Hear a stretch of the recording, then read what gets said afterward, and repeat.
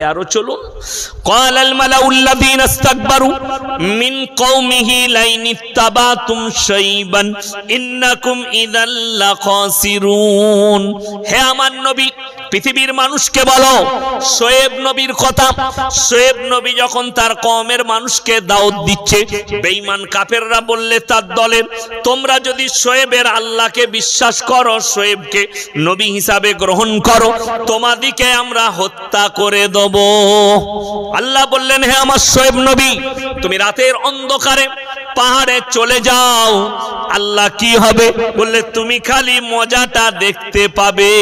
কোরআনে আছে, আমি আল্লাহ রাব্বুল আলামিন তাদেরকে এমন ভাবে ধ্বংস করলাম, তারপরে তাদেরকে মনে হয়নি জানো সেখানে কোনো জনবসতি ছিল, আমি খেলার মাঠের মতো করে দিয়েছি, রুটির মতো পাল্টানো। আপনাদের অনেকের মনে হবে আপনাদের